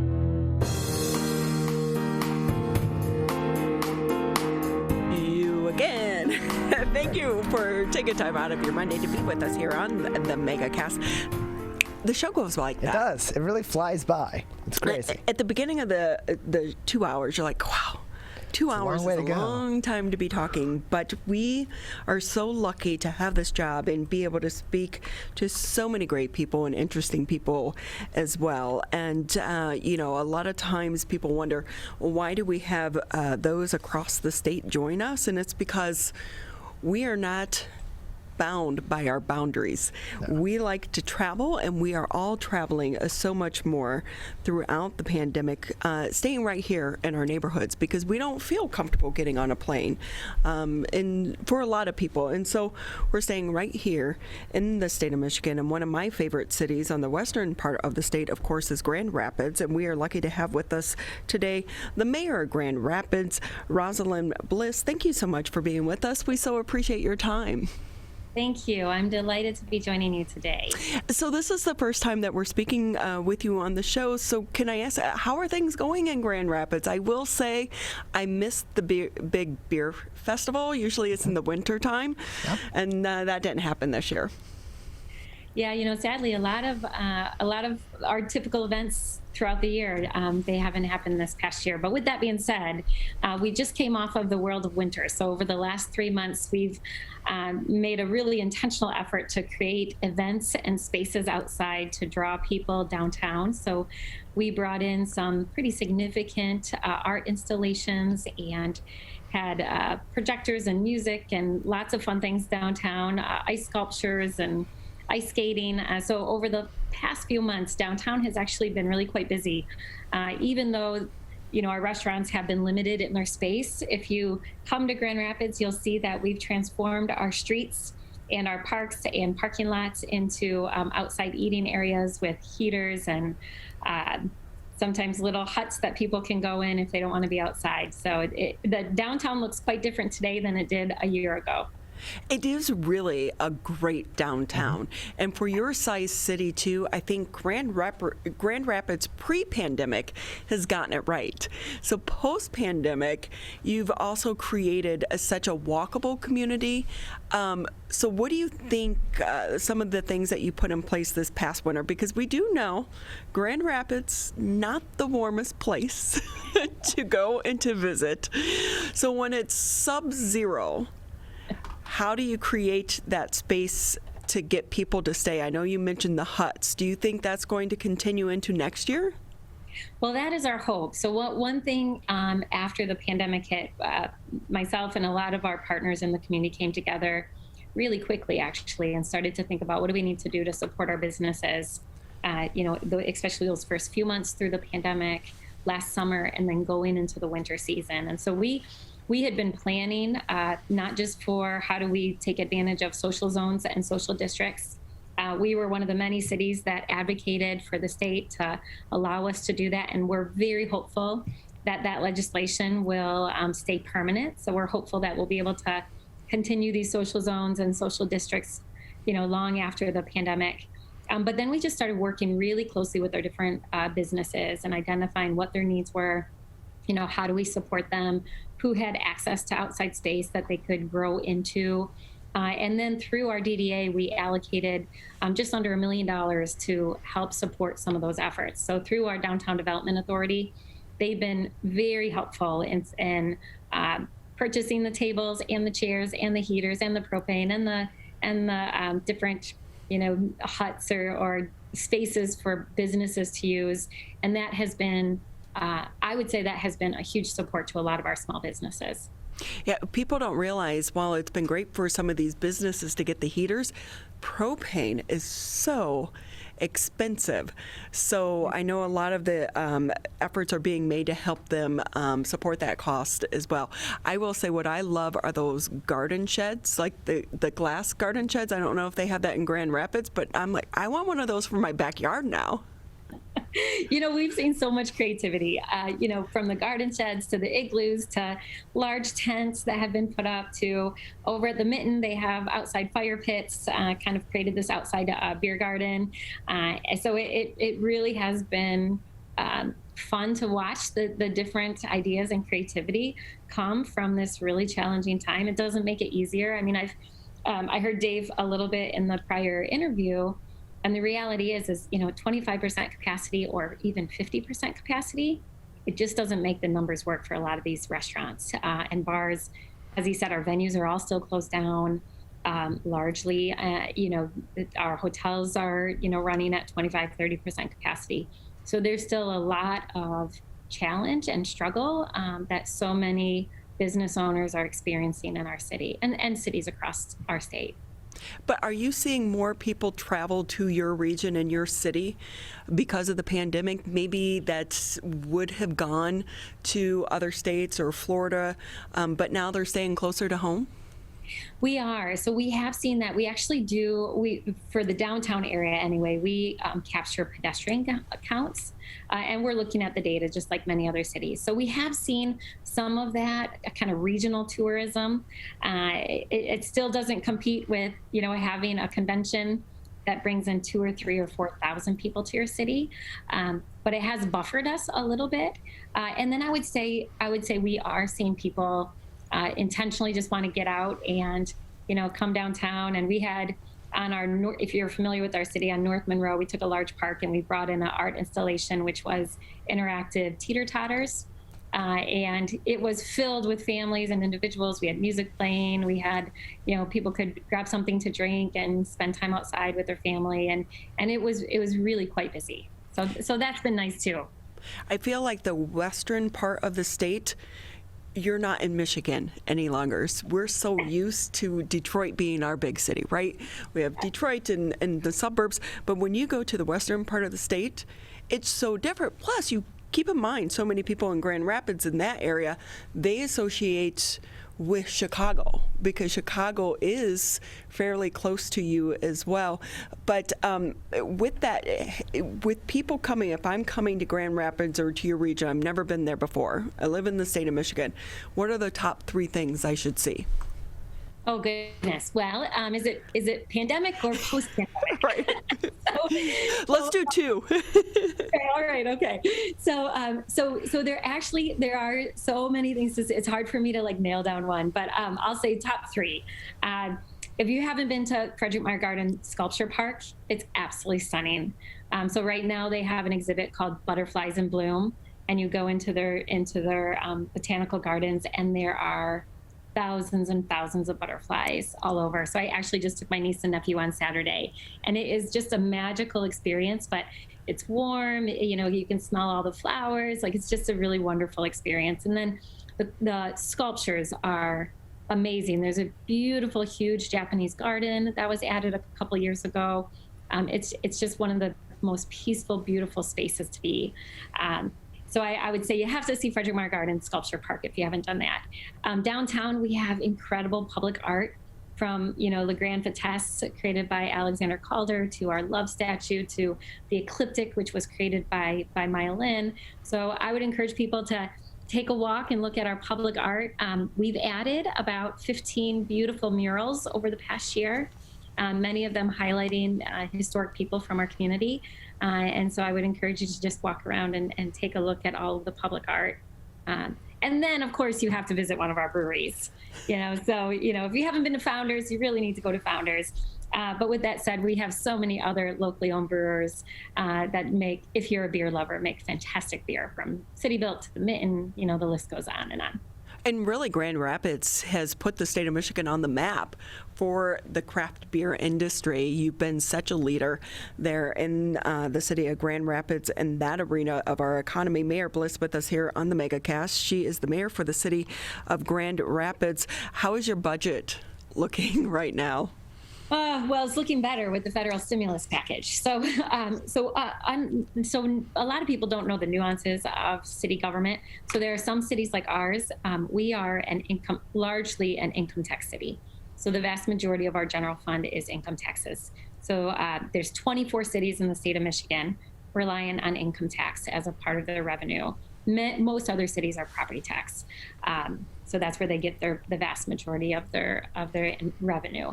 For us income tax cities, when individuals were told to go home and work from home, most, I'm here in my office, and most of the buildings around me became virtually empty. Mm-hmm. And so all those individuals who are non-residents, who used to pay a portion of their income tax to our city, they all didn't work in the city for a year. So we are projecting about a $22 million a year hit from income tax losses. So 6 weeks ago, I was having a meeting with our city manager and my colleagues on the city commission, and we were talking about potential budget cuts. But now with the federal relief package, we'll use a portion of those dollars to fill our budget holes, as well as to address some of the real significant needs we have around housing, homelessness, affordable housing. So with that too, how is your city doing on vaccinations? Is it open to everyone right now, or are you still limiting? Yeah, so it's not open to everyone, only because our wait list is so significant. So we turned our convention center into a vaccine clinic, and we are vaccinating tens of thousands of people every single week at our primary vaccine clinic. At full capacity, that facility will be able to give 20 to 30,000 vaccines a day. So we're hopeful that as soon as we get the number of vaccines, they will go into people's arms as quickly as possible. Once we get through the wait list, then we'll start opening it up. But now with the governor's recent announcement about April 5th, that it'll be eligible, everyone over 16 will be eligible, we think we'll be able to meet that need pretty quickly. So we've done here in our county, countywide, we have about 670,000 people. And as of the end of last week, we had reached almost 200,000 individuals. Rosalyn Bliss with us here on the MegaCast. She is the mayor for the city of Grand Rapids. Mayor, just about 15 seconds with you here on the MegaCast. Before we say goodbye, anything you want to share with people about your city? I would say if you haven't come to Grand Rapids, it's worth a trip. So if you're looking to stay close to home, get in your car and come on over. We have great hotels, restaurants, breweries, and a lot of great attractions. And our zoo opens on March 27th. Great things to visit. So thank you for your time. We appreciate it. Thank you. It's like one good podcast away. It really is an easy drive. It's about 2.5 hours. Jump in your car, go to the western part of the state, support Michigan tourism and the city of Grand Rapids as well. That's going to wrap it up for the Monday edition of the MegaCast. We want to say thank you to all of you for taking time out of your day to tune in. Tyler and I will be back here tomorrow bright and early at 10 a.m.